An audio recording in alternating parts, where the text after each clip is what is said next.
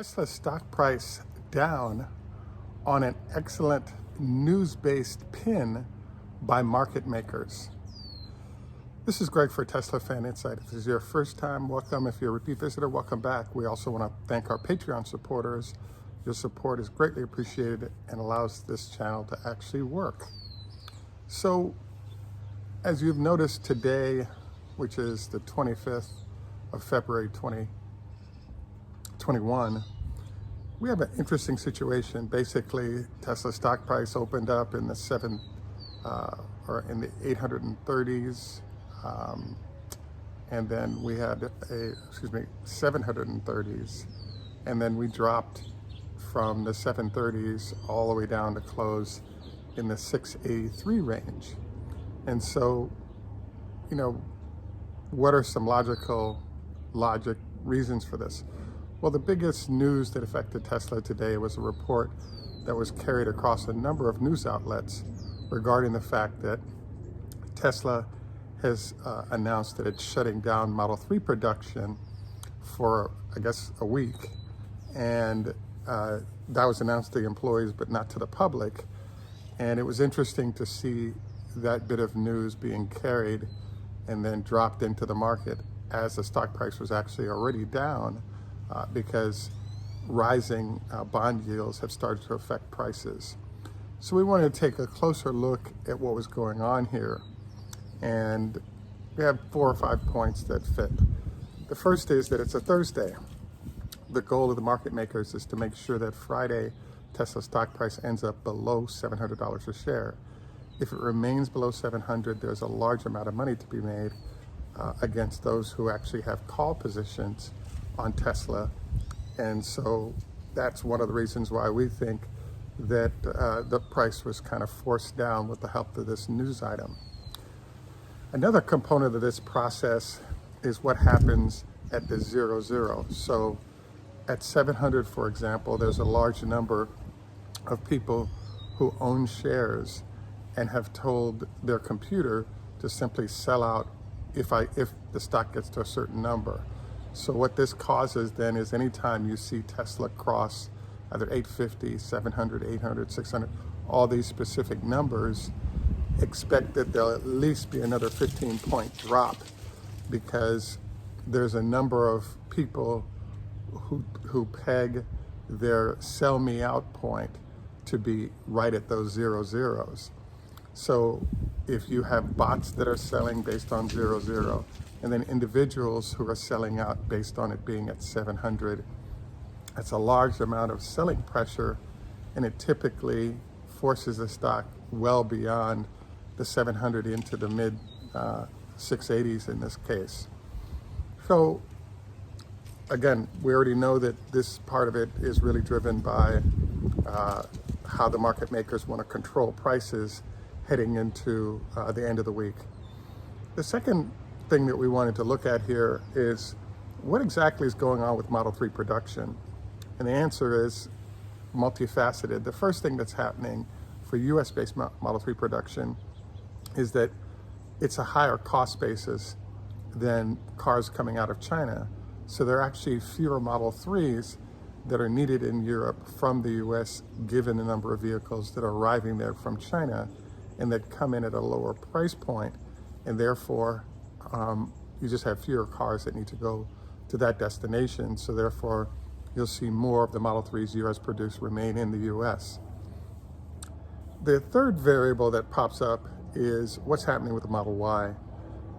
We did a channel check by going to a local production or delivery facility in Virginia, and what we found there was that instead of it being what's supposed to be 59% of the cars being Model Ys, we're seeing customer demand that's pushing out there into the 75% plus zone, maybe even 80% of the vehicles sitting on the lot.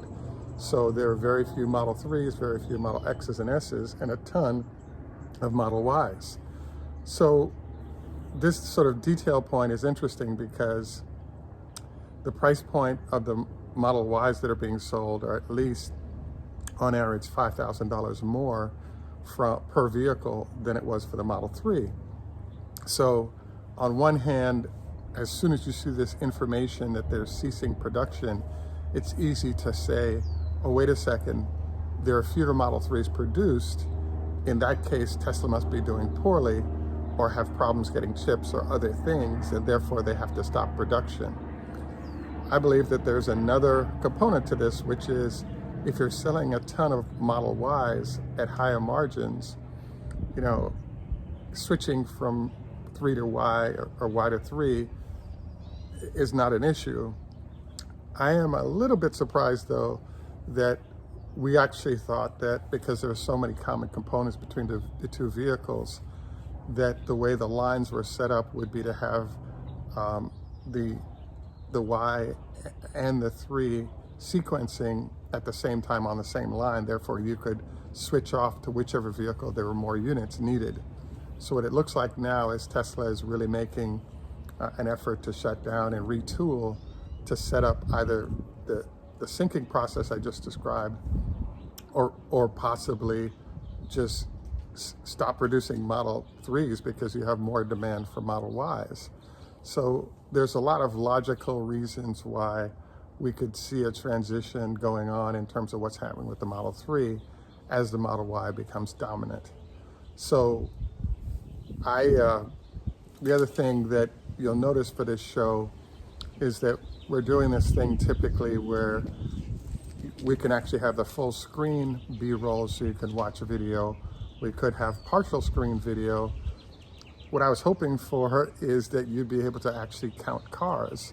So when we went to the factory last week, there are a couple of things that popped up. And number one was that lot was crammed with cars in the 7, 8 o'clock, 9 o'clock zone.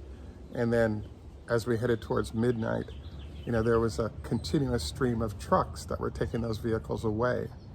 So this made it kind of hard to count cars, number one. It also made it hard to tell which type of cars were coming off. But it was quite clear that Tesla's having no problem with large amounts of vehicles exiting the facility after completion. So we're pretty confident about the revenue, or both revenue and production numbers for the quarter, at least if you look at the numbers coming off. If you look at the video carefully, you might want to stop it as I'm showing you this B-roll, because one, you can definitely count how many cars are sitting on the lot heading onto the trucks. That kind of doesn't tell you a whole lot, for a bunch of reasons. The other question mark is, if you look very closely, you can kind of tell if it's a 3YSX.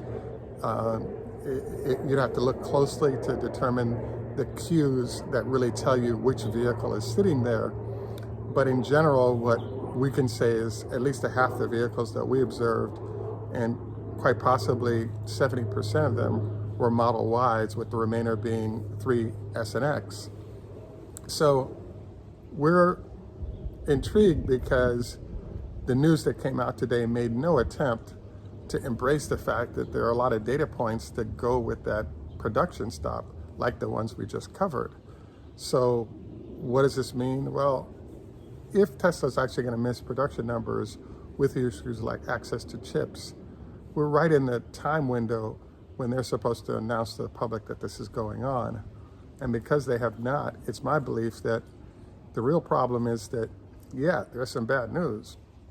And the bad news, you actually don't have it announced by Reuters. You can go to your local facility and watch the number of customers, what they're taking delivery on, and Model Y is far and away the number one winner for sales at Tesla currently.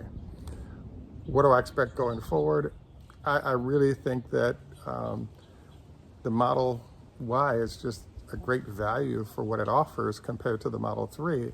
So I expect that there was pent-up demand for the Model Ys, and then what might happen is some consumers will sort of say, hey, I really wanted a 3 rather than a Y, but given how well the car performs, etc., I'm not surprised to see it go like this. And I would say that it's entirely possible we could see the Model Y becoming the dominant car by far in that 80% zone, 70-80% zone for Tesla.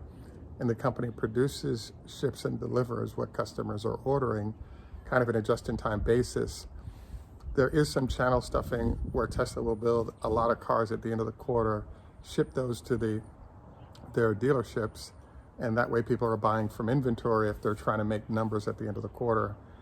I really don't think this is going to be a make the quarter challenge for Tesla, because once you've increased your average price per vehicle by 5,000 to 7,000, I think the revenue number is going to be easy. The profit number, that might be a question mark. The other thing that's happening here right now is we know that Model 3s are being shipped to Europe. The Model Y will not be coming to the United States, we were told by one of the salespeople at Tesla.